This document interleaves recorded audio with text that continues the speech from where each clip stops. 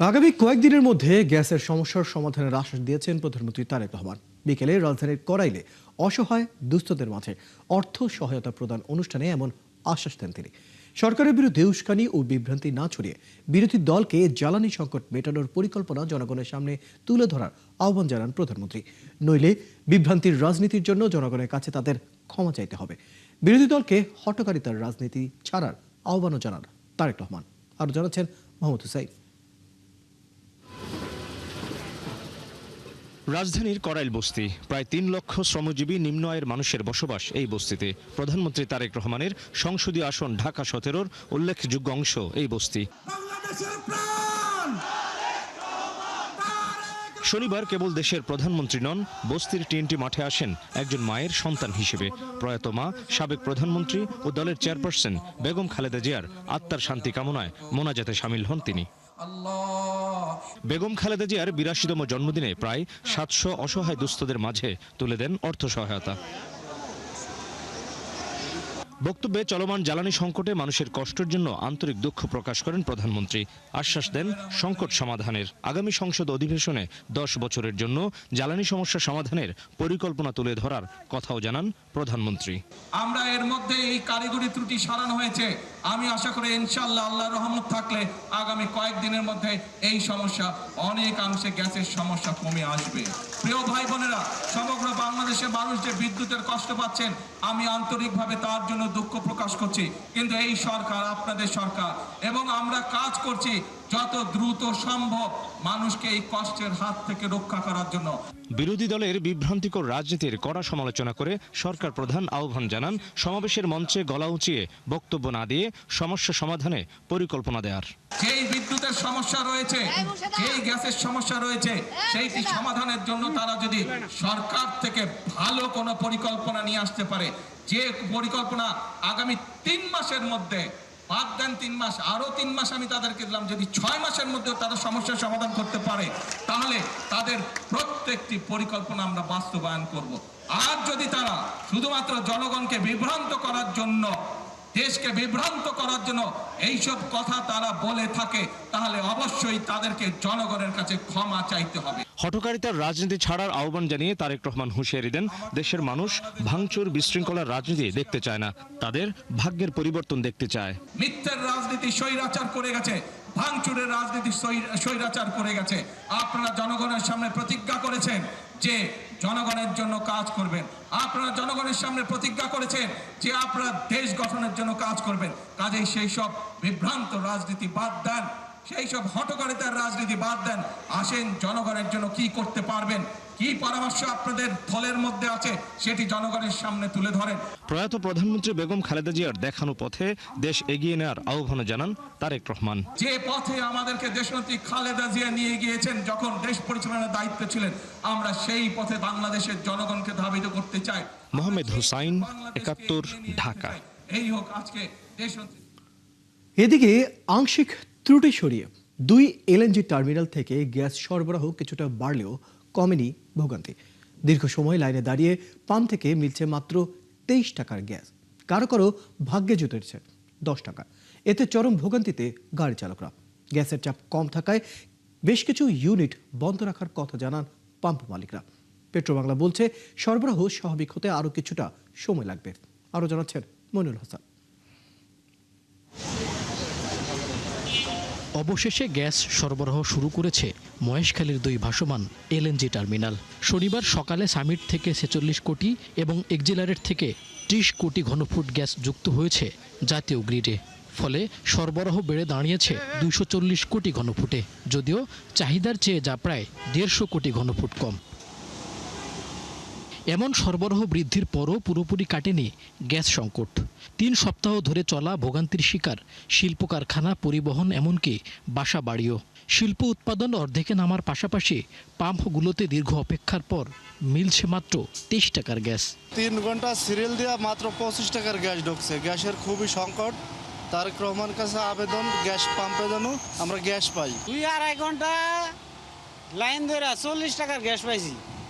একটা টিপ মারন যাবো, সর্বোচ্চ 10 কিলো চলবো। ৭:৩০টায় আইছি, ৫টার সময় গ্যাস ভরাইছি, ১৫০ টাকার গ্যাস ভরাইছি। জানি না আমাকে দেশের গভর্নমেন্ট কি করে। চাহিদা মতো গ্যাস না পেয়ে ক্ষুব্ধ হয়ে উঠছেন গাড়ি চালকরা। অভিযোগ করেন সারাদিন কষ্টের পর উঠছে না জমার টাকাও, ফলে সংসার নিয়ে বিপাকে পড়েছেন তারা। গ্যাস পাচ্ছি না, আজকে এক সপ্তাহ পর আসছি, তারপরে 4 ঘন্টা ধরে লাইনে দাঁড়ানো আছি। যে টাকা পরিমাণ গ্যাস পাই ওই পরিমাণ তো আপনাকে মালিকের টাকা জমা উঠাতে পারি না। 5 ঘন্টা লাইনে থাকে 70 টাকার গ্যাস ঢোকে, এটা গ্যাস 2 টিপ মারলে গ্যাস শেষ। আমরা 2টা পয়সা না পাইলে সারাদিন পরিশ্রম করিয়া ওই যে দেখা গেছে একদিন 500 পাইছি, আরেকদিন পাই নাই। কি করবো আমরা আর নেই, ঘর ভাড়া দিয়ে বাড়ি ভাড়া দিয়ে খাওন দাওন বউ বাচ্চা নিয়ে কেমনে চলবো আমরা। পাম্প মালিকরা বলছেন চাপ কম থাকায় বন্ধ রাখতে হচ্ছে বেশিরভাগ ইউনিট। কবে নাগাদ সংকট কাটবে জানেন না তারা। এখন পুনরায় আবার ওই আগের মতো হয়ে গেছে। এখন তো অবস্থা খুবই খারাপ। এখন আমাদের অন্য জায়গায় আরো 2টা পাম্প আছে, ওই পাম্পে গ্যাসই নাই, বন্ধ, মেশিন বন্ধ করে রেখে দিয়েছে। তবে পেট্রোবাংলা বলছে সরবরাহ স্বাভাবিক হতে সময় লাগবে আরো কিছুটা।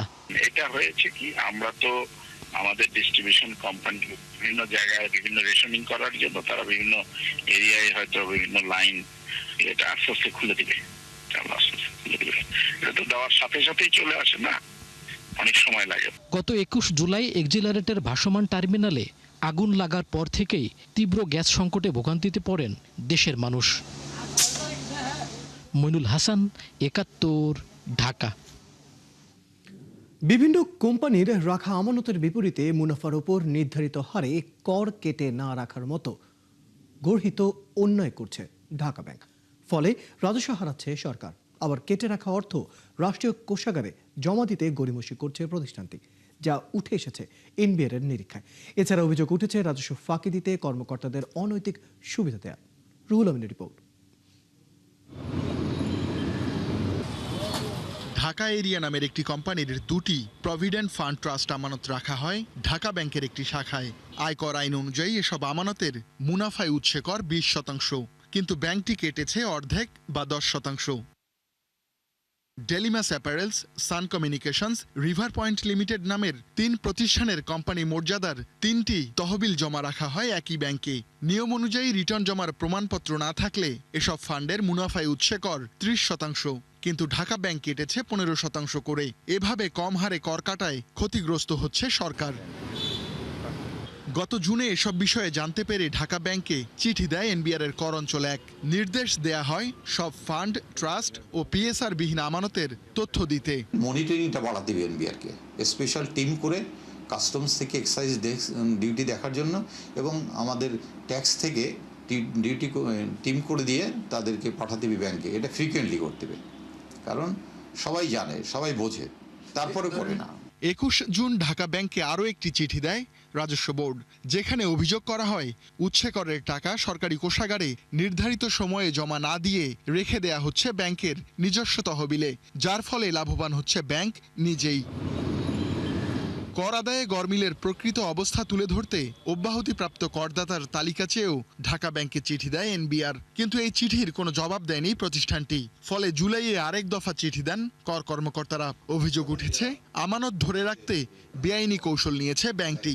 এইখানে অনেক অসাধু কিছু লোকজন আছে যে তারা মনে করে এই জমা না দিয়ে তারা যদি এই টাকাটা তারা তাদের কাছে রাখে, কিছুদিন ব্যাংকে রাখে, কিছু বেনিফিট পায়। কাজেই এটা ডিলে করে জমা দিলে যদি কোনো সমস্যা না হয়, তাহলে কেন আমাদের আইন ভঙ্গ করারও তো একটা টেন্ডেন্সি আছে। ব্যাংকগুলোর এমন আচরণের প্রেক্ষিতে সম্প্রতি এনবিআর এর অনুরোধে একটি আদেশ জারি করেছে বাংলাদেশ ব্যাংক, যেখানে কর হার, জমার নির্দেশনা ও অনিয়মের শাস্তি সম্পর্কে সতর্ক করা হয়েছে। কয়েকটি ইন্সপেকশনে যে আমরা দেখা গেছে যে কিছু বিচ্যুতি আছে, কোনো ব্যাংক যথাসময়ে সেটা রাষ্ট্রীয় কোষাগারে জমা দেয়নি। এই কারণে যে জিনিসটি আগেই প্রকাশিত সবার কাছে, তারপরেও পুনরায় রিমাইন্ডার হিসেবে সার্কুলার আমাদের জারি করতে হয়েছে, যাতে এই নির্দেশনার বিচ্যুতি কোনো ব্যাংক না ঘটায়। শুধু এই অনিয়মই নয়, কর্মকর্তাদেরকে অনৈতিক আর্থিক সুবিধা দেওয়ার অভিযোগও আনে এনবিআর। কর্মকর্তাদের দাবি কর ফাঁকি দিতেই এমন পথ বেছে নেওয়া হয়েছে। ফাঁকি ধরতে গাড়ি সুবিধা সহ ব্যাংকটির 6 বছরের নানা তথ্য চেয়েছে রাজস্ব বোর্ড। এসব অভিযোগের বিষয়ে জানতে যোগাযোগ করা হলেও সাড়া দেননি ঢাকা ব্যাংকের সিইও ওসমান এরশাদ ফয়েজ। রুহুল আমিন, ৭১, ঢাকা। এদিকে রোহিঙ্গা সংকটের 9ম বছরে প্রত্যাবাসন ইস্যুতে নতুন বার্তা দিয়েছে মিয়ানমার। বাংলাদেশে আশ্রয় নেওয়া 3 লাখের বেশি রোহিঙ্গাকে রাখাইনের নাগরিক হিসেবে যাচাইয়ের কথা জানিয়েছে নেপিডো। একই সাথে নিরাপত্তা পরিস্থিতি উন্নতি হলে তাদের ফেরানোর ব্যাপারে আশ্বস্ত করেছে দেশটির পররাষ্ট্র মন্ত্রণালয়। শনিবার এক বিবৃতিতে উঠে আসে এসব তথ্য। আরাফাত ইসলামের রিপোর্ট। 2017 সালে মিয়ানমারের রাখাইন রাজ্যে সরকারি বাহিনীর দমন নির্যাতনের মুখে সেখান থেকে পালিয়ে বাংলাদেশে আশ্রয় নেয় লাখ লাখ রোহিঙ্গা। এরপর থেকে বিশাল এই জনগোষ্ঠীর বোঝা টানছে বাংলাদেশ। রোহিঙ্গাদের নিয়ে সৃষ্ট সংকটের 9 বছর পর তাদের নিজ দেশ মিয়ানমারে ফেরানো নিয়ে বার্তা এলো দেশটির সরকারের কাছ থেকে। এদেশে আশ্রিত প্রায় 12 লাখ রোহিঙ্গার মধ্যে থেকে প্রাথমিকভাবে 3 লাখ নাগরিককে মিয়ানমারের রাখাইন রাজ্যে ফিরিয়ে নেয়ার আশ্বাস দিয়েছে দেশটির সেনা সমর্থিত সরকার। রাখাইনে নিরাপত্তা পরিস্থিতির উন্নতি হলে যাচাই করা রোহিঙ্গাদের দ্রুতই দেশে ফেরত নেওয়া হবে বলে জানায় মিয়ানমারের পররাষ্ট্র মন্ত্রণালয়। তাদের দাবি, রাখাইন থেকে বাস্তুচ্যুতদের সংখ্যা নিয়ে আন্তর্জাতিক পর্যায়ে যে তথ্য প্রচার করা হচ্ছে তা সঠিক নয়। নেপিডো বলছে, Arakan Rohingya salvation army ARS এর হামলার আগে রাখাইনের বুথিডং, মংডু ও রাথেডং এলাকায় 7,40,000-এর বেশি বাঙালি রোহিঙ্গা নাগরিক বসবাস করতেন। হামলার পর প্রায় 2 লাখ মানুষ ওই এলাকায় থেকে যান এবং 5,40,000-এর বেশি বাংলাদেশে চলে যান। ফলে 10 লাখের বেশি বাস্তুচ্যুত মানুষের যে তথ্য প্রচলিত রয়েছে তা সঠিক নয় বলে দাবি মিয়ানমারের।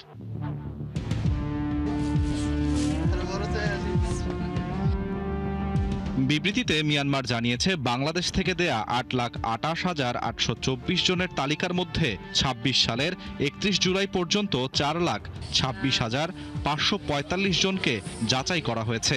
এর মধ্যে 3,08,797 জনকে রাখাইনের সাবেক বাসিন্দা হিসেবে শনাক্ত করা হয়েছে।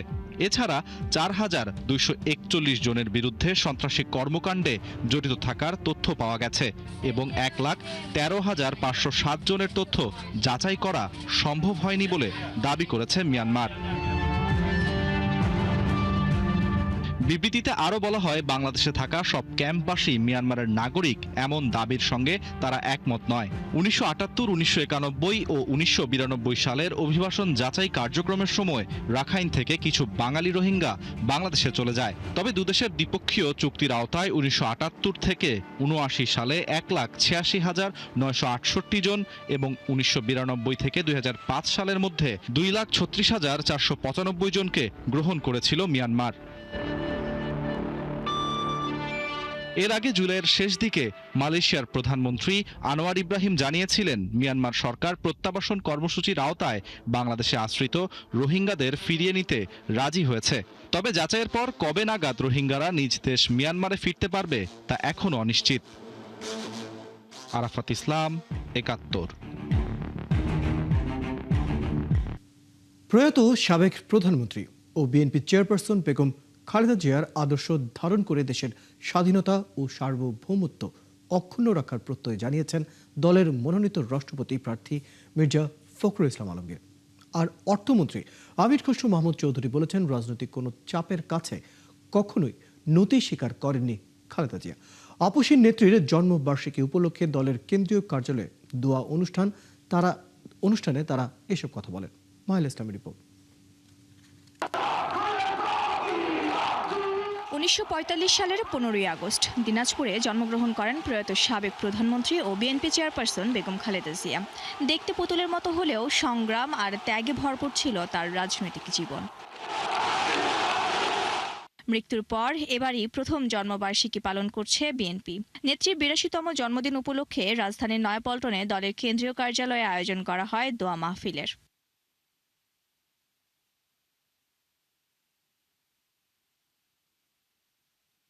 এতে উপস্থিত ছিলেন বিএনপির স্থায়ী কমিটির সদস্য সহ অঙ্গ সহযোগী সংগঠনের নেতাকর্মীরা। এ সময় দলটির নেতারা বলেন, বেগম খালেদা জিয়ার দৃঢ়তা, আপোষহীনতা ও গণতান্ত্রিক চেতনা ধারণ করেই এগিয়ে যাবে বিএনপি। তার জীবদ্দশায় দেশনেত্রী বেগম খালেদা জিয়া যখনই এই হরণের মুখে দেশের সামগ্রিক অধিকার হরণ হয়েছে তখনই তিনি রুখে দাঁড়িয়েছেন। আজকের সঙ্গে ব্যতিক্রমে যে অতীতে কিন্তু সেই অনুষ্ঠানে তিনি উপস্থিত থাকতেন, আজকে তিনি আমাদের সঙ্গে নেই। তিনি আপন করে সকলের অপরাধ ক্ষমা করেছেন। দোয়া মাহফিলে অর্থমন্ত্রী আমির খুসরো মাহমুদ চৌধুরী বলেন, তারেক রহমানের নেতৃত্বে বিএনপি জনগণের কাছে দেওয়া প্রতিশ্রুতিগুলোর বাস্তবায়নের মধ্য দিয়ে দেশ এগিয়ে নেবে। আজকে দল ক্ষমতায় আসছে, জীবন সব সহজ হয়ে গেছে, এটা মনে করার কোনো কারণ নেই। মাননীয় প্রধানমন্ত্রী জনাব তারেক রহমান সাহেব যে কর্মসূচি পালন করার সিদ্ধান্ত নিয়েছেন, যেটা এগিয়ে যাচ্ছেন, আমরা সবাই মিলে সেটাকে যদি বাস্তবায়ন করতে পারি, তাহলে দেশনেত্রী বেগম খালেদা জিয়ার জীবন সার্থক হবে। এ সময় রাষ্ট্রপতি প্রার্থী মির্জা ফখরুল ইসলাম আলমগীর বলেন, বিএনপিকে গণতান্ত্রিক রাজনৈতিক দল হিসেবে গড়ে তোলার অন্যতম কারিগর বেগম খালেদা জিয়া। আজকে বিএনপি যা একটা গণতান্ত্রিক দেশ, গণতান্ত্রিক দল, এবং যে দীর্ঘ সংগ্রাম লড়াই করে বিএনপি একটা সত্যিকারের একটা রাজনৈতিক দলে পরিণত হয়েছে, তার মূল কারিগর কিন্তু এই দেশের বেগম খালেদা জিয়া। আমরা সবাই এই শপথ নেব যে বিএনপিকে আমরা সত্যিকার অর্থেই একটা এমন একটা গণতান্ত্রিক দলে পরিণত করতে চাই যে সত্যিকার অর্থেই বাংলাদেশকে নেতৃত্ব দিতে সক্ষম হবে। বেগম খালেদা জিয়ার আপোষহীন রাজনীতির আদর্শ ধারণ করে দেশ গঠনের ভূমিকা রাখতে দলের নেতাকর্মীদের প্রতি আহ্বান জানান এই নেতা। তাকে বাস্তবায়িত করার জন্য মাহিলা ইসলাম, ৭১, ঢাকা। দলকে শক্তিশালী করবে। বিএনপির সর্বোচ্চ নীতি নির্ধারণী ফোরাম জাতীয় স্থায়ী কমিটিতে যুক্ত হলেন 4 নেতা। সাংগঠনিক কাজে গতিশীলতা বাড়াতেই নতুন এই সিদ্ধান্ত বলে জানানো হয়েছে দলটির পক্ষ থেকে। সর্বোচ্চ ফোরামে স্থান পাওয়া নতুন 4 মুখ হলেন রুহুল কবির রিজভী, আমানুল্লাহ আমান, ফরহাদ হালিম এবং ইসমাইল জবিউল্লাহ। মাহিলা ইসলামের একটি রিপোর্ট।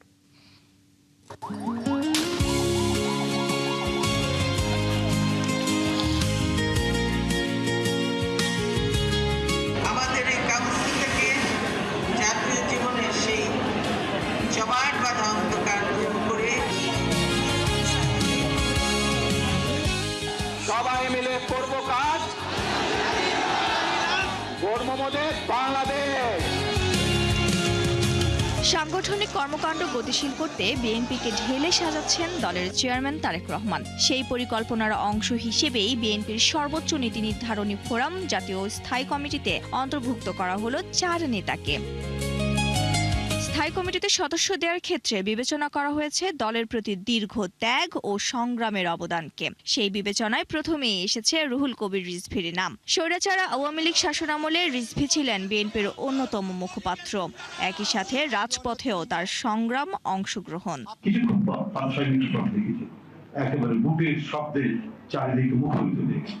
স্থায়ী কমিটির আরেক নতুন মুখ আমানুল্লাহ আমান। ছাত্র রাজনীতি থেকে উঠে আসা আমান জাতীয় পর্যায়েও রেখেছেন গুরুত্বপূর্ণ ভূমিকা। স্বৈরাচার বিরোধী আন্দোলনে ঢাকা উত্তরের বিএনপির কার্যক্রম করেছেন গতিশীল। ত্যাগী এই নেতা ভবিষ্যতে বিএনপির জন্য জাতীয়ভাবে অবদান রাখবেন বলে আশা দলের জ্যেষ্ঠ নেতাদের।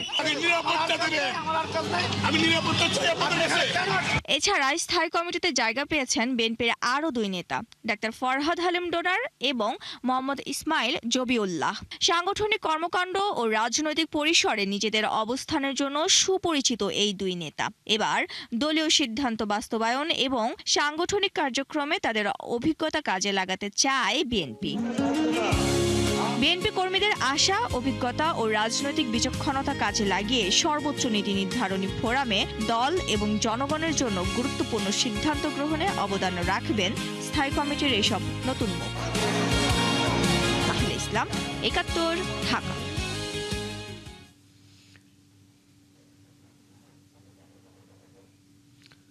কুষ্টিয়ায় জামাত ও গণ অধিকার পরিষদের মধ্যে সংঘর্ষের ঘটনা ঘটেছে।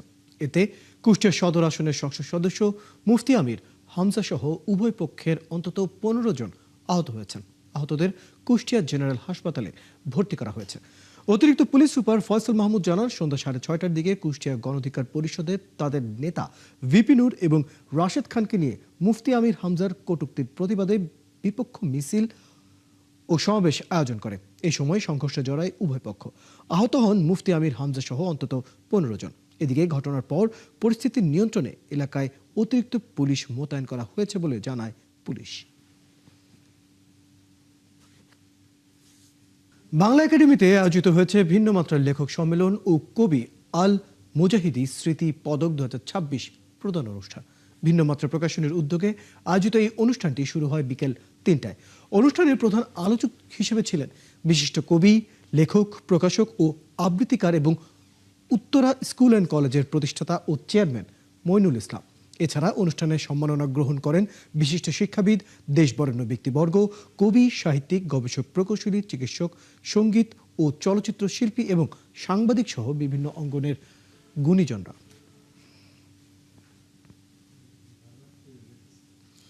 দর্শক, চলছে সংবাদ সংযোগ। সরাসরি সংবাদ এবং অনুষ্ঠান দেখতে চোখ রাখুন ৭১-এর ফেসবুক পেজে, সাবস্ক্রাইব করুন ৭১-এর ইউটিউব চ্যানেলে। ৭১-এর সাথে থাকুন।